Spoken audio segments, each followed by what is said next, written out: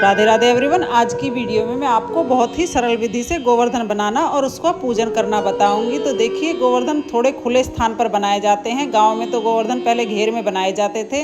आप चाहें तो छत पर या बालकनी में या आंगन में खुले में गोवर्धन बना सकते हैं। मैं यहाँ पर छत पर अपनी पारंपरिक तरीके से, जैसे हमारी दादी ताई चाची बनाती थी, उसी तरीके से मैं गोवर्धन बना रही हूँ।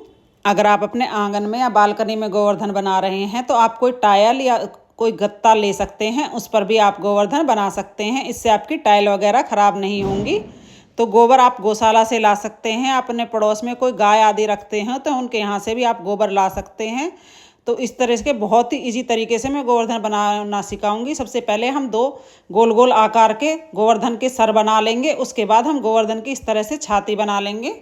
आप चाहें तो जितने आकार के आपको गोवर्धन बनाने हैं उसी आकार के आप 2 बड़े बड़े उपले बना सकते हैं। तो मैंने यहाँ पर 2 बीच के साइज़ के उपले बनाए हैं। उनके ऊपर रखकर मैंने सर बना दिया, उनको ऊपर नीचे रखकर, और इस तरह से मैं उनकी छाती बना लूँगी गोवर्धन महाराज की। गोवर्धन महाराज को एक देव पुरुष स्वरूप बनाते हैं। तो अगर आपको कोई डिजाइन आता है तो आप कृष्ण के रूप में भी उन्हें बना सकते हैं। तो इस तरीके से हम गोवर्धन बनाते हैं। आप बड़ा या छोटा कैसा भी बना सकते हैं।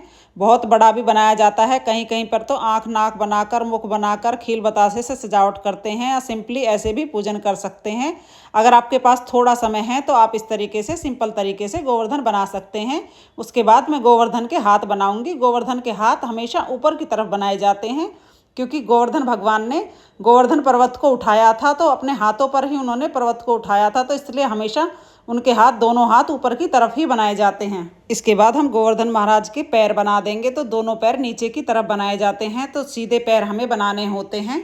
खड़े की स्थिति में हमें देव पुरुष की आकृति देनी होती है। देखिए, गोवर्धन महाराज का पूजन शाम को 4 बजे के बाद प्रदोष काल में होता है। तो आप 4 बजे से पहले पहले दिन में कभी भी गोवर्धन बना सकते हैं। पहले के टाइम में ज़्यादा गोबर होता था, गाय भैंसे ज़्यादा रखते थे लोग, तो इस तरह से बड़ा गोवर्धन बनाते थे। तो इस तरह से मैं उसी आकृति में छोटा गोवर्धन बना रही हूँ, जैसे हमारे गांव में पारंपरिक ट्रेडिशनल तरीके से गोवर्धन बनता था।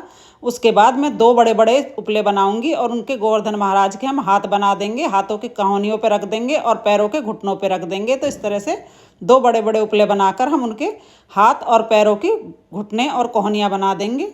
इसके बाद गोवर्धन महाराज की हम नाक बना देंगे। तो थोड़ा सा इस तरह से हम गोबर लेकर उससे हम नाक बना देंगे, और नाक के दोनों साइड में हम आँखों के लिए गड्ढे बना देंगे और इस तरह से मुंह बना देंगे। और बीच में हमें एक छेद जरूर करना होता है, जिसे गोवर्धन महाराज का पेट भी बोला जाता है।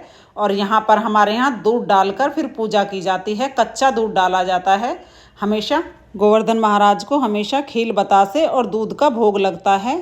तो इस तरह से शाम को प्रदोष काल में आप चाहें तो किसी कुल्हिया के अंदर भी यहाँ पर दूध रख सकते हैं, या सीधे इस छेद में भी दूध डाल सकते हैं। ये गोवर्धन महाराज की नाभि बोली जाती है।